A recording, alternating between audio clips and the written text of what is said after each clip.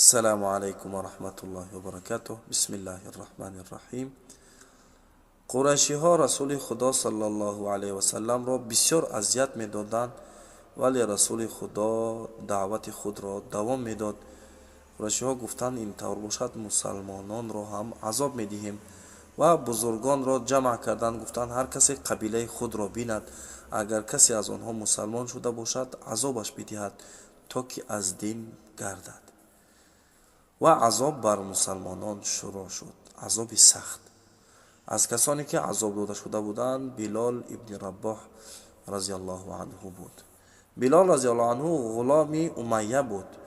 امیه بلال را در وقت آفتابی گرم میشد به بیرون میبرد و یعنی لباساش را میکشید و بر روی ریگ میخواباند او را و بر سینه‌اش سنگ بزرگ را میگذاشت و میگفت اگر از دینت برگردی عذاب را از رویت میگیرم، یعنی عذابت نمیدهم. ولی بلال رضی الله عنه فقط احد احد میگفت، احد احد، یعنی یکتاست پروردگار، یکتاست پروردگار.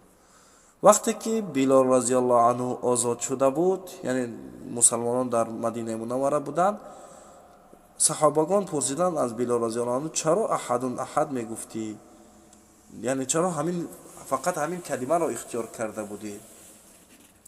بلال رضی الله عنه گفت اول هر نمود سخن میکردم ولی امیه اونقدر غضب نمیکرد.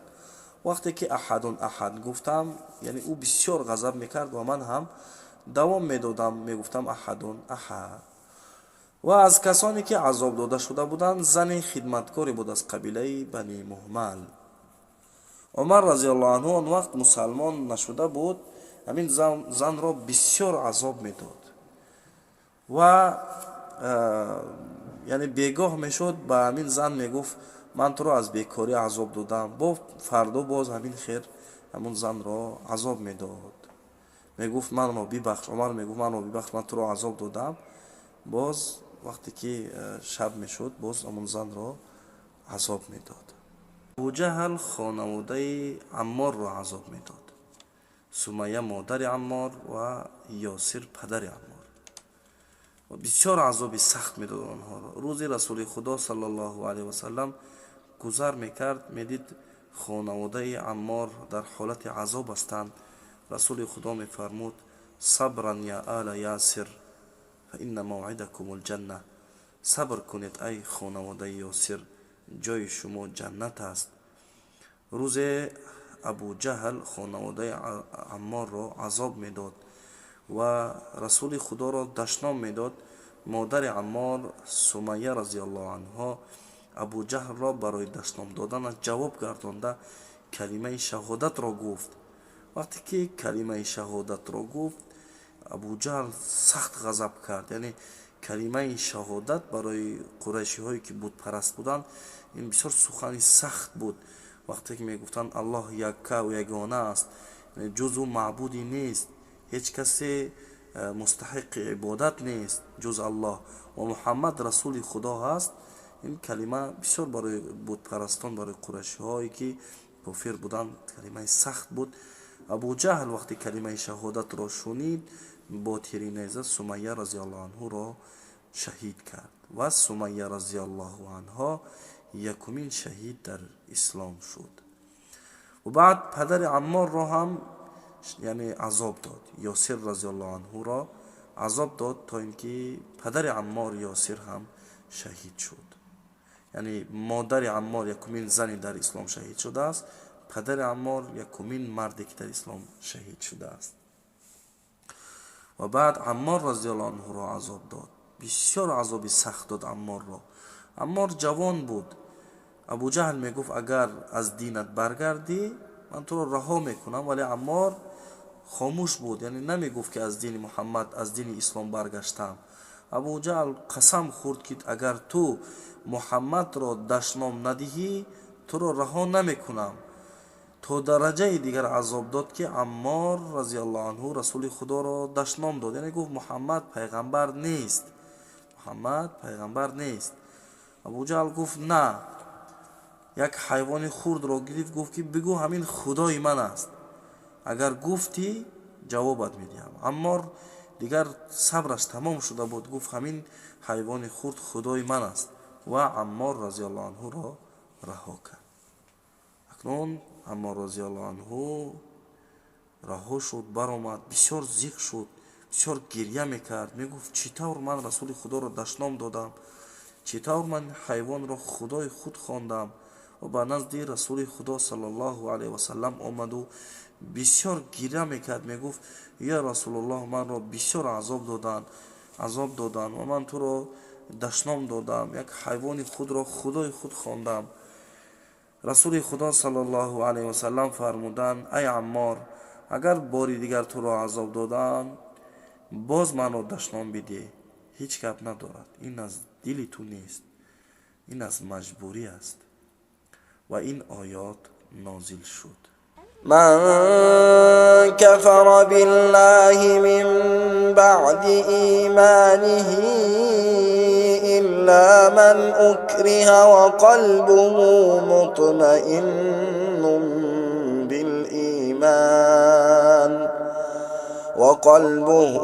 مطمئن بالإيمان ولكن من شرح بالكفر صدرا فعليهم غضب من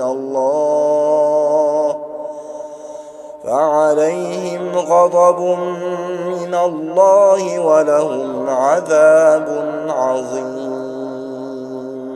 کسانی که بعد از ایمانشان کافر شدند، یعنی با زبان گفتند که تا اینکه از عذاب رها شوند، اینها را الله متعال بخشید.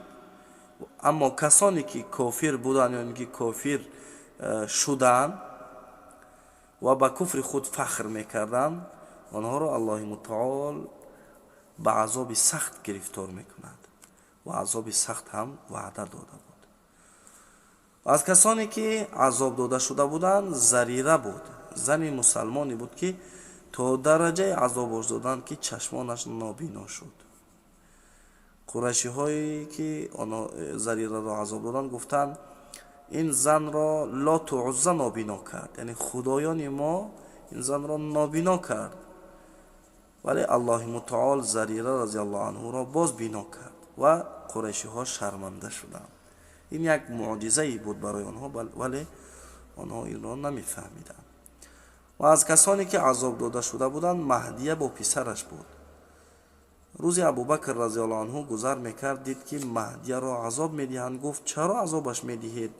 گفتند تو همینها را از راه زده ای، برای همین ما این را عذاب میدهیم. قسم خوردند تا که از اسلام نبرایند رها نمیکنیم اینها را. ابوبکر رضی الله عنه گفت قسم نخورید، من اینها را آزاد کرده میتوانم. قریش‌ها گفتند پس این طور باشد پول اینها را پرداخت کن، اینها غلامان ما هستند. ابوبکر رضی الله عنه زریره و ابوبکر رضی الله عنه مهدیه و پسرش را خرید و آزاد کرد. همچنان بلال رضی الله عنه را هم خرید و آزاد کرد. ابوبکر رضی الله عنه تقریبا 7 یا 8 نفر را آزاد کرد. هر کسی که غلام بود، مسلمان شده بود، همه آنها را می خرید و آزاد می کرد. پدر ابوبکر یعنی ابو قحافه به نزدش آمد و گفت ای ابوبکر، پولت را صرف میکنی، غلامان را میخری، آزاد میکنی، کسانی را بخر که با قوت باشند، تو را یاری کنند، از آنها یگان فایده باشد برای تو. ابوبکر رضی الله عنه گفت ای پدر، من غلامان را آزاد میکنم، از برای الله آزاد میکنم، من از اینها برای فایده آنها را آزاد نمیکنم. الله متعال برای من پاداش میدهد در روز قیامت. و این آیات در مورد ابوبکر رضی الله عنه نازل شد. الذي يؤتي ماله يتزكى وما لأحد عنده من نعمة تجزى إلا ابتغاء وجه ربه الأعلى ولسوف يرضى. ҳамон касе моли худро дар роҳи худо мебахшад то пок шавад ва ҳеҷ касе бар ӯ неъмату ҳаққе нест то бихоҳад бо инфоқ подош диҳад магар барои ба даст овардани хушнудии парвардигори бартарин ва баростӣ розӣ хоҳад шуд. Яъне Абу Бакр разиаллоҳу анҳуро Аллоҳи мутаол розӣ мекунанд рӯзи қиёмат. аз ҳама сахттарин азобро Хаббоб ибн ал-Арад разиаллоҳу анҳу кашид. дар замонаи Умар разиаллоҳу анҳу Хаббоб разиаллоҳу анҳу бо Умар разиаллоҳу анҳу нишаста буд. Умар амирулмуъминин ба ӯ гуфт: ай Хаббоб, сахттарин азоб бароят чӣ буд? чӣ қисм буд? Хаббоб разиаллоҳу анҳу гуфт: ай амиралмуъминин, сахттарин азоб бароям ин буд ва пушташро нишон дод. Умар разиаллоҳу анҳу дид, дар ҳайрат монд. пушти Хаббоб аз боло то поён суроху сухта, яъне гӯштош набуд, сурох шуда буду сӯзонда буд. Умар разиаллоҳу анҳу гуфт: ба худо қасам, ин таврро надида будам. чӣ тавр туро азоб доданд, ба ин ҳолат туро расонданд? Хаббоб гуфт: ай амиралмуъминин, дар оташ сангҳоро мегузоштанд то ки сурх мешуданд сангҳо. ва баъд манро белибос, яъне либосонро мекашиданд ва бар сангҳо мегузоштанд ва аз пойҳоям мекашиданд то вақте ки гӯшту пӯст аз пуштам ҷудо мешуд. вақте ки Хаббоб разиаллоҳу анҳуро ин тавр азоб доданд ва аз ҳад гузашт, ба назди расули худо саллаллоҳу алайҳи васаллам гирён омад ва гуфт: ё расулаллоҳ, ё расули худо, моро қурайшиҳо азоби зиёд дод ва пушти худро нишон дод. оё барои мо дуо намекунӣ? оё аз парвардигорот талаби пирӯзӣ бар мо намекунӣ? расули худо саллаллоҳу алайҳи васаллам фармуданд: ай Хаббоб, пеш аз мо умматҳое буданд ки онҳоро азоб медоданд. баъзешонро аз фарқи сарашон бо арраду то мекарданд ва баъзе дигарро бо шонаҳои оҳанин гӯшту пӯсти онҳоро аз ҷасадашон ҷудо мекарданд, вале онҳо аз динашон намегаштанд. ай Хаббоб, сабр кун. ба худо қасам, вақте мерасад ки шахсе аз мантиқаи Санъо ба Ҳазрамавт танҳо сафар мекунад ва ӯро ҳеҷ хатари таҳдид намекунад ва ислом пирӯз мешавад, вале шумо саросима мешавед. расулуллоҳ саллаллоҳу алайҳи васаллам диданд ки тақрибан ҳамаи саҳобагонро азоб медиҳанд.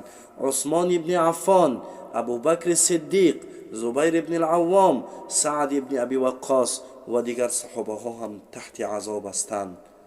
расули худо ҳамаро ҷамъ кард, яъне саҳобагонро, ва гуфт: агар шахсе аз шумо мехоҳад ҳиҷрат кунад, пас ба Ҳабаша ҳиҷрат кунад, яъне ба Эфиопия ҳиҷрат кунад. дар онҷо подшоҳе ҳаст ки ҳеҷ касеро зулм намекунад. аз аввалинҳое ки ҳиҷрат карданд ба Ҳабаша, Усмон ибни Аффон бо ҳамсараш Руқайя, яъне духтари расулуллоҳ саллаллоҳу алайҳи васаллам буданд ки ҳиҷрат карданд. расули худо саллаллоҳу алайҳи васаллам фармуданд: аввалин касе ки баъд аз Лут алайҳи салом ҳиҷрат кард, Усмон ибни Аффон буд. яъне Лут алайҳи салом вақте ҳиҷрат кард, баъд аз замонаи Лут то замонаи расули худо саллаллоҳу алайҳи васаллам ҳеҷ касе ҳиҷрат накарда буд. ва дигар саҳобаҳо ҳам ҳиҷрат карданд, мисли Абу Ҳузайфа, Зубайр ибн ал-Аввом, Мусъаб ибн Умайр, Абу Салама, Умми Салама, Усмон ибн Мазъум ва дигарон. тақрибан 12 саҳоба буд ки ҳиҷрат карданд. Абу Бакр Сиддиқ разиаллоҳу анҳу ҳам ҳиҷрат карда буд, дар роҳ буд, ба қабилаи Аҳобиш расида буд. дар ин мантиқа, дар қабилаи Аҳобиш ғуломон зиндагӣ мекарданд. ғуломоне ки озод мешуданд, ба ҳамин мантиқа меомаданд ва дар ҳамин мантиқа зиндагӣ мекарданд ки ҳамин мантиқаро қабилаи Аҳобиш ном карда буданд. бузурги ин қабила ро ибну дуғна меномиданд. вақте дид абубакр сиддиқ яъне ба мантиқаи онҳо расидааст ва мехоҳад ба ҳабаша ҳиҷрат кунад, пурсид, гуфт: ай абубакр, ба куҷо сафар мекунӣ? абубакр разиаллоҳу анҳу гуфт: ба ҳабаша. ибну дуғна гуфт: чаро? абубакр сиддиқ разиаллоҳу анҳу гуфт: қурайшиҳо моро азоби зиёд доданд, маҷбур шудаем ки ба ҳабаша ҳиҷрат кунем. ибну дуғна гуфт: ту ҳамаро ёрӣ мекунӣ, бадии ту ба ҳеҷ касе намерасад, чаро туро азоб медиҳанд? бо ман баргард ба Макка. ва абубакр сиддиқ разиаллоҳу анҳу бо ибну дуғна ба Маккаи мукаррама баргаштанд. ибну дуғна дар назди Каъба истод ва бо садои баланд ҳамаи қурайшиҳоро ба назди худ ҷалб кард ва гуфт: аз ин рӯз пас абубакр дар ҳимояти ман аст ва ҳеҷ касе ба ӯ зараре намерасонад. агар касе ба абубакр зарар расонад, қабилаи аҳобиш ҳамла мекунад, яъне қабилаи аҳобиш ҷанг эълон мекунад. саҳар шуд, абубакр разиаллоҳу анҳу ба назди Каъба рафт ва бо овози баланд қироати Қуръон кард. қурайшиҳо инро дидан гуфтанд: ин чи аст? ибну дуғна абубакрро дар ҳимояти худ гирифтааст, акнун абубакр боз Қуръон тиловат мекунад. гуфтанд: на, ин тавр намешавад. ва ба назди ибну дуғна рафтанд ва гуфтанд: шахсеро ҳимоят мекунӣ ки худоёни моро дашном медиҳад. ибну дуғна ба назди абубакр омад ва гуфт: ман туро ҳимоят кардам то худоёни қурайшиҳоро дашном бидиҳӣ? абубакр разиаллоҳу анҳу гуфт: ман дашном надодам, фақат қироати Қуръон кардам. ибну дуғна гуфт: на, Қуръонро нахон. агар Қуръон сабаби ғазаби қурайшиҳо мешавад, пас нахон, ту дар ҳимояти ман ҳастӣ. абубакр разиаллоҳу анҳу гуфт: ҳимояти туро яъне ҳоҷат надорам. ва ибну дуғна гуфт: агар ин тавр бошад, ман туро ҳимоят намекунам, ва рафт. ҳамин тавр абубакр сиддиқ разиаллоҳу анҳу баргашту дар Макка монд. иншоаллоҳу таоло дар навори баъдӣ давоми қиссаро мешунавем. ассалому алайкум ва раҳматуллоҳи ва баракатуҳ.